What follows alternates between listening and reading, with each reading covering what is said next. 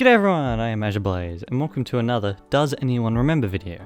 This smaller type of video is where I go over something a little bit more obscure, most generally a game I've not heard many talk about. Any game in this format is generally something I've played as a kid, and therefore might have a little bit of bias towards it. For this video, I looked through my collection and found a game I wanted to cover.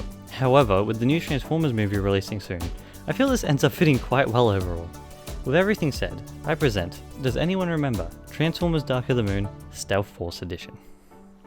Transformers Dark of the Moon is a 2011 prequel game to the corresponding Dark of the Moon movie. 3 different versions of the game exist: a traditional third-person shooter for the PS3 and Xbox 360, a watered-down version for the DS that pertains the typical third-person gameplay, and the one being discussed in this video, the Stealth Force Edition, released for the Nintendo Wii and 3DS. The Stealth Force Edition, as developed by Behaviour Interactive and primarily published by Activision, is an interesting, almost sidestep version as compared to the other releases of the game. Whilst it pertains to third-person aspect, the player never transforms out of vehicle mode during gameplay. Instead, the character can switch between their vehicle mode and their Stealth Force mode, allowing them to use weapons and strafe whilst mostly being in vehicle form. During gameplay, the player will be switching between these two modes a fair amount, in order to drive to a place before taking out enemies or an objective. In Stealth Force mode, the character gains both a fast light weapon and a slower heavy weapon. To enter Stealth Force mode, the player must make sure they have filled a specific bar with energon cubes scattered around the maps. Once empty, the character will revert to vehicle mode and cannot change back until more cubes are picked up. Energon is as well used to maintain health and fills up its own respective bar. Other items can be found scattered around the locations in the game. These include small bits of energon, ammo for the character's heavy weapons, and shield, infinite heavy ammo, and infinite stealth force power-ups.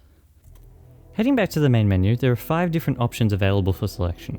Starting from the bottom, there is the credits. Moving up from that is the options menu, where you can change sound settings and enable and disable rumble. Moving up from that is a co-op mode that allows 2 players to run through select missions with 2 respective characters of their choice. The mission mode allows one to replay any mission unlocked from the story. And lastly, there is the story mode. As mentioned prior, the Dark of the Moon games serve as a prequel to the movie. The basic plot follows the Autobots trying to stop the Decepticons' plans, which include awakening Shockwave and finding the Ark on the Moon.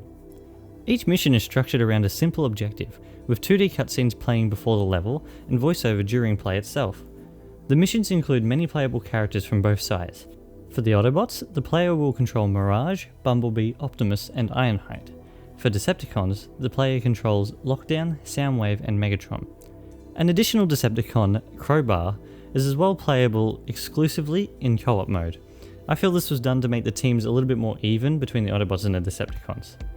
Each character controls mostly the same, with some differences, and work into the story appropriately. When I was younger, I remember playing this game a large amount and quite enjoying it. Looking back now that I am older, I feel I can see a fair amount more flaws present, such as how the vehicles control overall, which is a little bit iffy. However, whilst the game itself is quite short, containing 18 shorter style objective missions, whether because of bias or something else, I think it is quite an enjoyable novelty game to play even today. And I feel the setup given for the movie is an interesting way of tying things together. Overall, I feel I personally enjoyed coming back to this game, even though it was fairly brief. However, I can understand if most see it as a basic tie-in video game. However, for now, I believe that is all from me. I hope everyone enjoyed the video. Thank you for watching, and I shall be back in the next one. Cheers everyone!